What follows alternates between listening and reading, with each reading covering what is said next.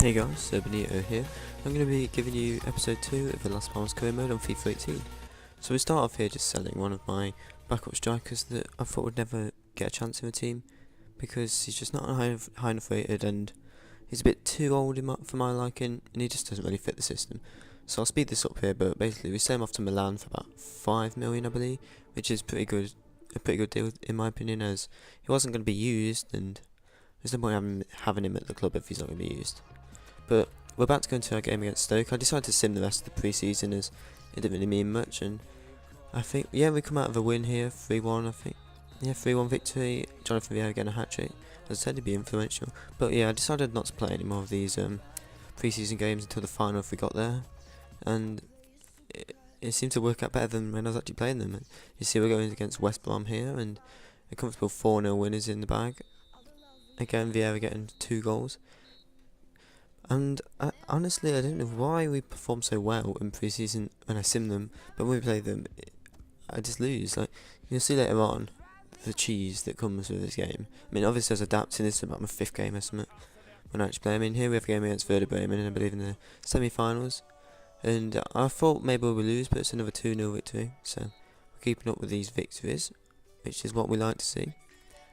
Now we have the game against Zenit again in the final, which we lost 2-1 to in the group stage in our opening match of the season. So honestly, I was hoping we could get the win here because we deserve it, but you'll see throughout the game that we deserve the win, and I don't want to lose every game I play this career mode.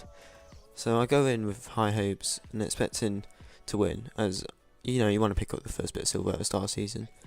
But we go into the game and I'll let you know. Well, I'll show you what happens basically, but it's an eventful game, and here we just have crossing balls. I was just waiting for the start menu to be honest, because I didn't really want to play like these crossing drills, but I give it a few goes, as you can see.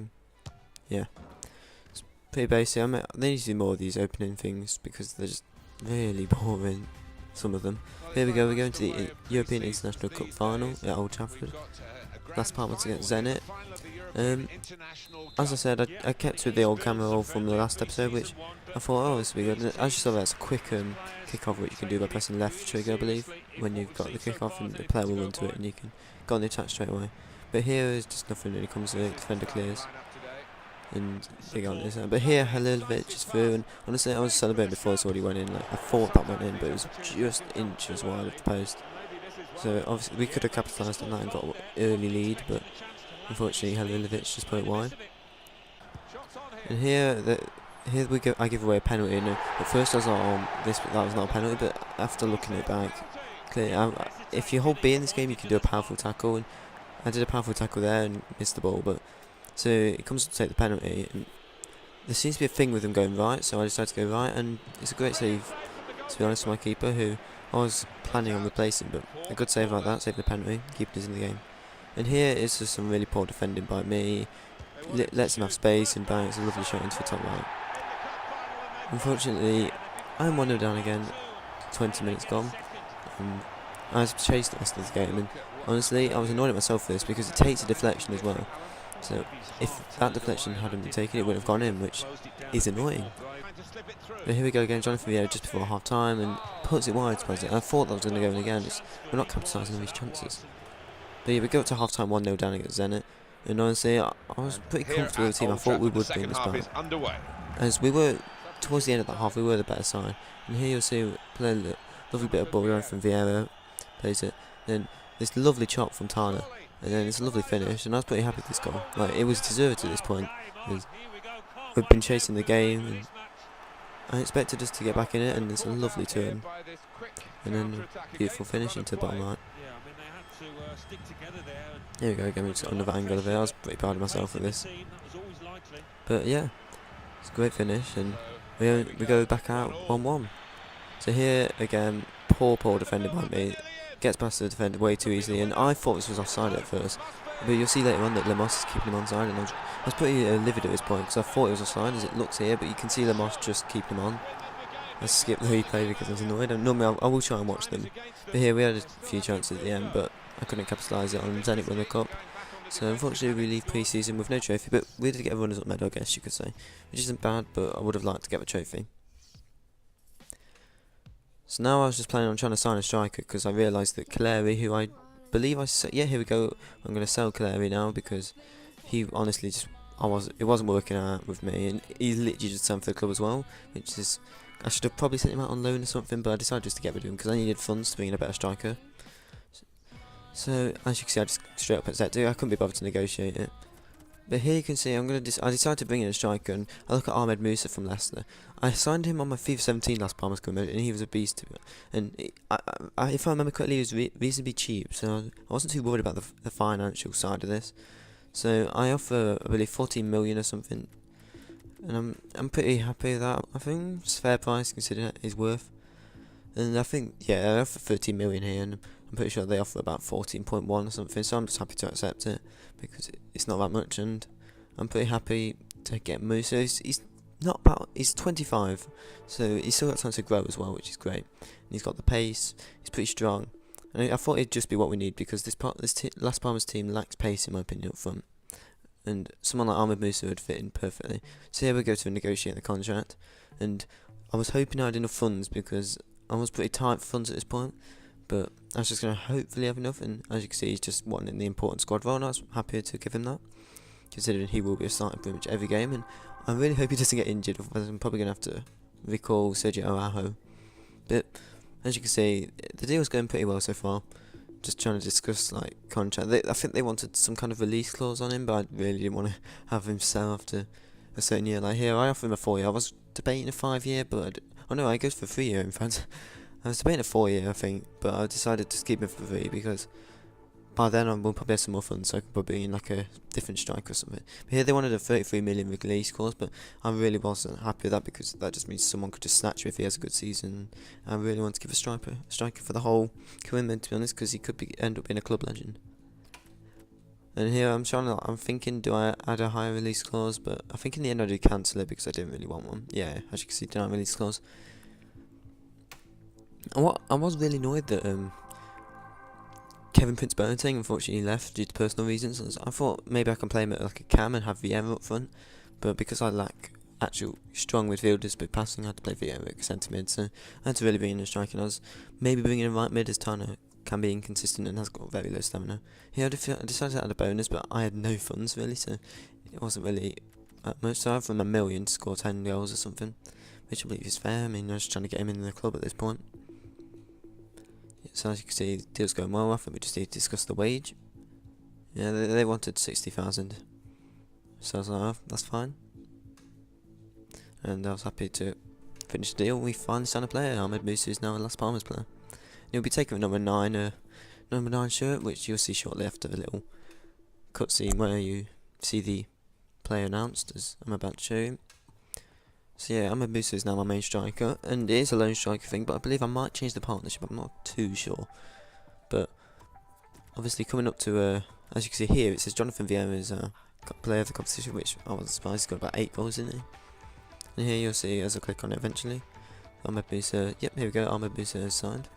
I'll give it some more zoomed in view. This is a really cool feature in my opinion, it makes it a lot more real life, like, as you can see Musa and me holding the shirt, but good sign in my opinion. Like last career mode I did with Las Palmas, he was very good, along with a lone Kylian Mbappe, which unfortunately I probably won't be able to do now because he's gone to PSG. But here we go into the first La Liga game against Valencia, and last season Las Palmas won 4-2 away at the Mestalla, and I was hoping maybe I could snatch maybe a 1-0 because our form hasn't been great and I'm still getting used to the game. But here we go, got the new graphics and stuff. I'm going to be quiet and let you listen to them in case you want to. And I won't do this for every episode because it'll get boring eventually, it takes up a lot of time. But I'll let you listen to the little graphics and presentation.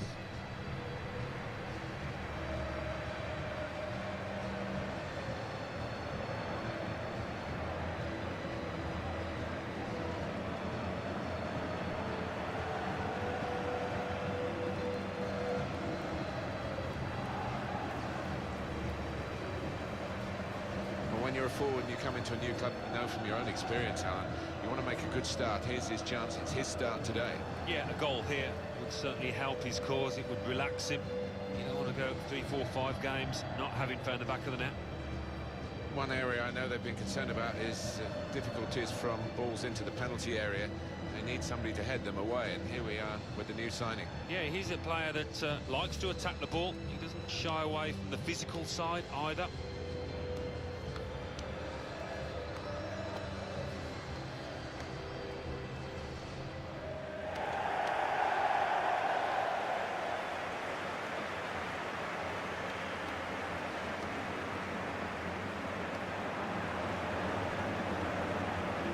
Valencia will go with this team today.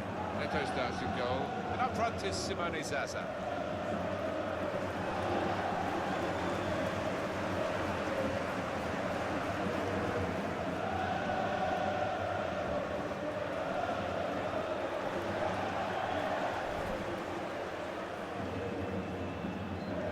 This is the away team lineup. Responsibility for some of those five in midfield to get forward, and I'm sure the main striker won't be isolated, although it looks a bit like that on our screens. Yeah, he could be a lonely man up top there if he doesn't get the support that he needs, because he is the type of player that does need support. He can't do it all on his own. And here we go. Ahmed Musa gets the ball, kicks the ball off, and here Vieira gives the ball straight away, but gives away the ball straight away. And obviously, still had the ball there. And here Ahmed Musa had a chance. He hits the post really luckily, and then the finish. I'm not sure. I was debating maybe that should be a penalty because it looked like a shove on Musa there, but he drags the finish a bit, and I don't think the replay shows it. But it's a really good opening start for us, and unfortunately we didn't take the lead. Yeah, we're whipping the corner, nothing really comes from it. It's just cleared out. But here, straight after this was on the counter attack, Rodrigo gets through. My defence is too slow, and try and bring the keeper out, and Rodrigo slots it 1-0 to Valencia here. But that's the thing, the defending's new in this game. It's no AI control, so the AI don't actually guard the ball that well, and it's frustrating to be honest. But we're 1-0 down, and we just need to try and bring it back here. And here the goalkeeper does something bizarre. He passes his defender, and his defender lost for words what he's doing. And I swear back to Musa with Halilovic, and it's 1-1. Musa getting a debut goal, of course. I mean, I probably could have took that with Halilovic, but I just wanted to save and get the equaliser. And good finish, I guess you could say. I mean, it was pretty much put on the plate for him, wasn't he? Can't really miss, but suppose it here. Nice finish into just above for the keeper as well. So 1-1, just going to half time.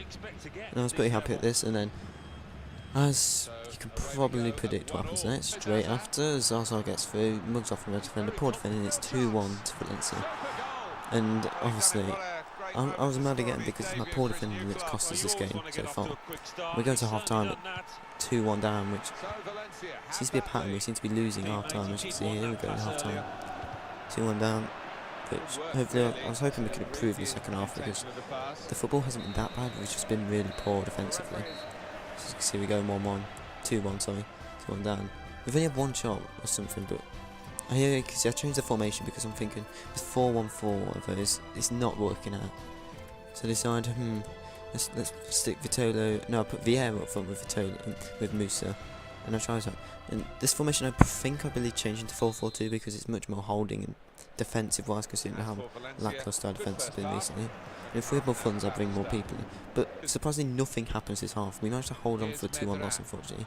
We couldn't quite break them down, and as you can see here, the keeper, I try and get the ball up, but not enough time, and the referee blows the whistle, 2-1.